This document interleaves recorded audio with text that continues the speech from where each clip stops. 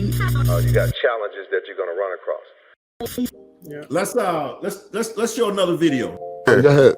But I gotta get my money. I'm here for information. It's a choice. Okay. You see? Like, what's the incentive for somebody who mother was a drug addict, was homeless, been to prison? What was my incentive for? Right. So I didn't have, there was no, I was in Southport Box, homie. I was doing 2 years in Southport Box, right? There's no light at the end of the tunnel.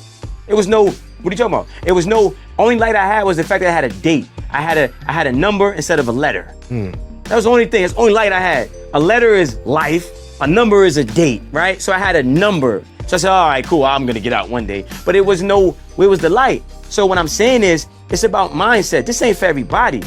It's the choice. See, the problem with motherfuckers is they create shit, but don't understand every aspect of the creation, so it's no elevation. I totally agree with that. Right? So now we can give you the information. Right? So somebody who understands energy, who knows, who's either a great leader or knows how to delegate. I'm both. I'm a great leader. I know how to delegate. I can sense from his energy. I didn't say let him handle the businesses or the ads. I said, no, he can handle the interns.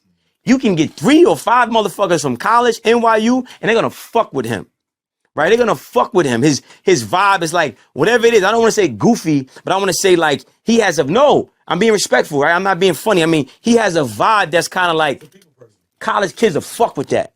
So I know I would give him the interns. Okay. He's managing businesses now. It's the energy of it. Cameras and mics and I can see it. I'm going to have this guy handle the business, right? I'm going to have him handle the business, right? And I can hear how you speak. I'm going to have you handle the ads. And then now that's the first phase, right? Of growing.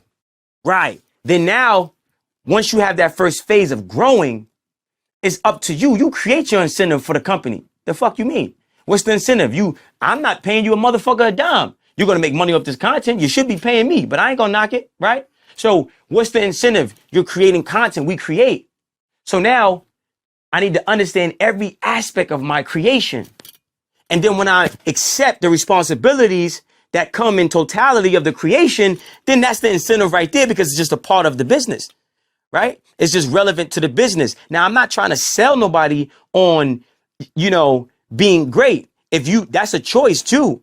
Because you could give a motherfucker every tool in the book and we know he won't build a motherfucking thing. Not one thing.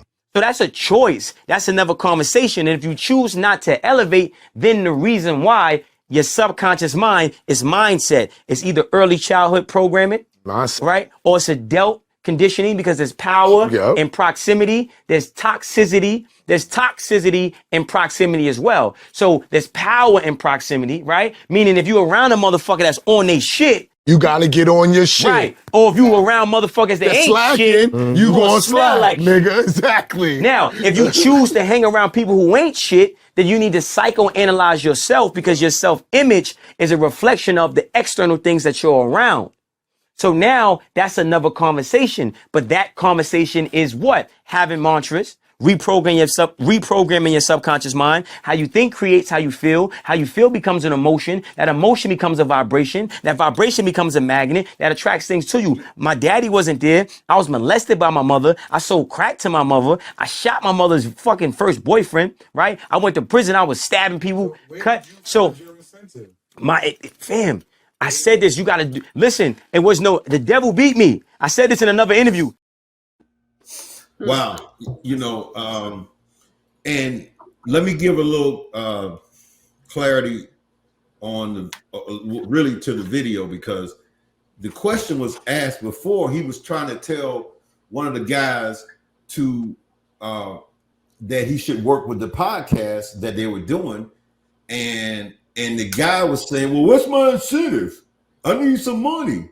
I got to have some. And then, and like he started off saying, well, what was my incentive? I didn't have nothing. I just got out of prison. I shot people, killed people. So nobody gave me nothing. He said, you ought to be proud just to be a part of this and figure out how to make it happen. So the clip was starting off where the guy was trying to say, you got to pay me. And he was saying, nah, that ain't how it works. So Doc, you want to talk? It's funny that almost was kind of like Robert Smith, getting detail about what you know Exactly. and breaking it down to. Exactly.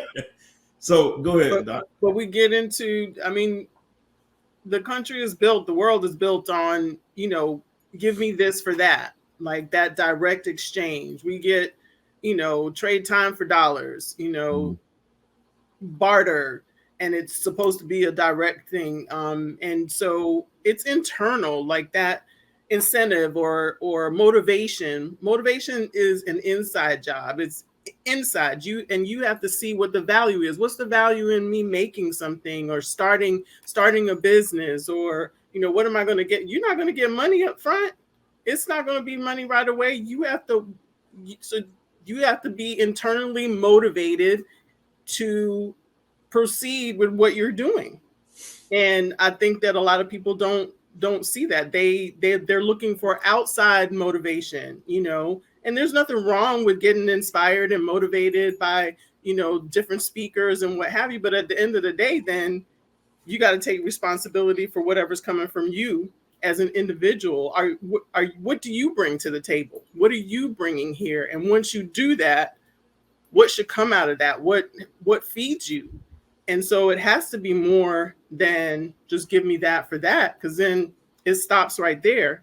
I don't see how you can continue to actually be creative if you don't look at it deeper in that way, because I think sooner or later that creativity will run out because you're just looking for a direct exchange each time. So you can even undo your own talent, right? Talent can be outbeat by putting the time in and seeing what the value is and seeing where it's going to go.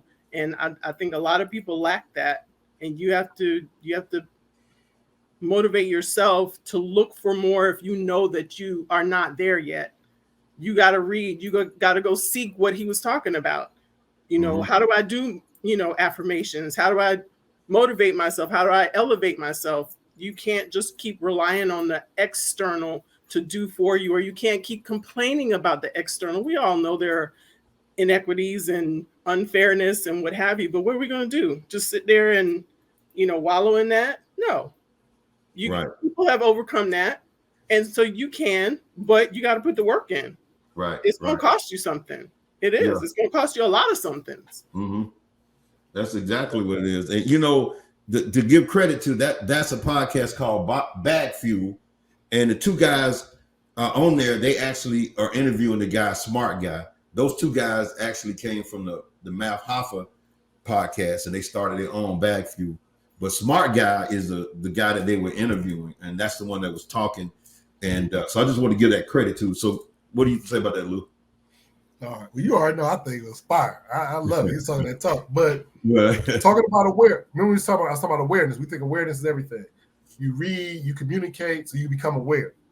As you begin to live life and go through experiences, trial and error, to attempt to create and accomplish things, you start growing in that experience with the awareness you got through implementation. And through that implementation, it starts leading you to mastery. As you blow up the lab and you burn your fingers, you fall down, you scrape your knee, you crash out. You say, oh, I ain't gonna do it like that again. I ain't gonna try that. I'm gonna try this way.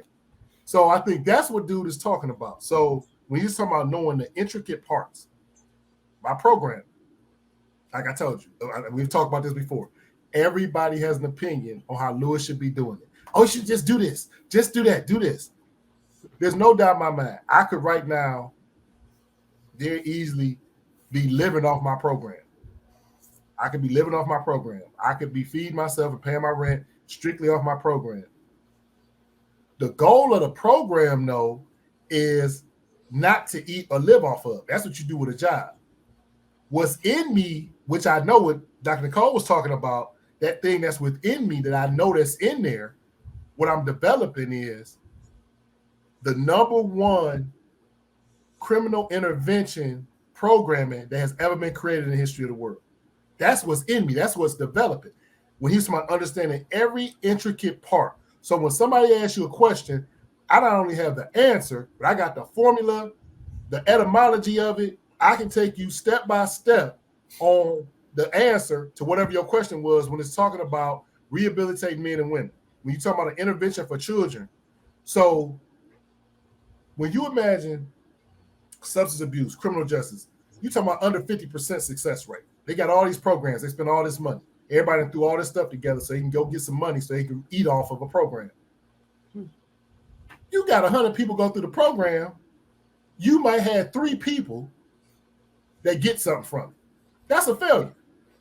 That's a failure. That's a waste of time. Everybody involved with that just wasted time and resources. I'm talking about a program where you're talking about 70% success rate because it's possible. I know it's possible. I know it's possible. You're talking about 7 out of 10. Remember we used to talk about, you said the people in the group, they don't want to read, they don't want it. And remember I tell you can't worry about them. And that's what it was saying for everybody. This is the thing that you got to understand when you're going to take on development. It's not for everybody. The reason being is this, and James Allen put it so cold when he talked about, we complain about the slave master. Not realizing many are slaves, and we confuse the two. We say, well, many are masters because they're evil. Many are slaves because they're lazy. No, there's a duality in this world. Yes. What were we just talking about? The people who going to refuse to think, it is meant for them to refuse to think because that's what's in them. They're a follower. They're a slave. How can you be a leader unless you got people that ain't going to think? For you to be valuable, there has to be a group of people who have been chosen and deemed to be followers.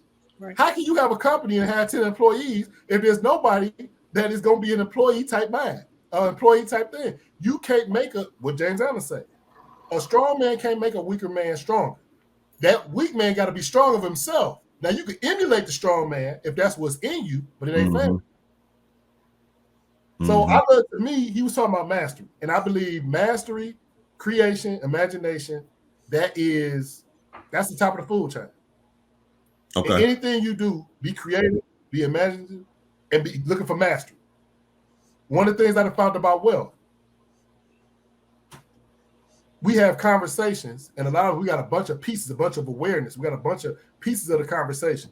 So you got people right now working, what you talking about, working 8 businesses, working 9 businesses, all over the place, hustling and striving and all over the place.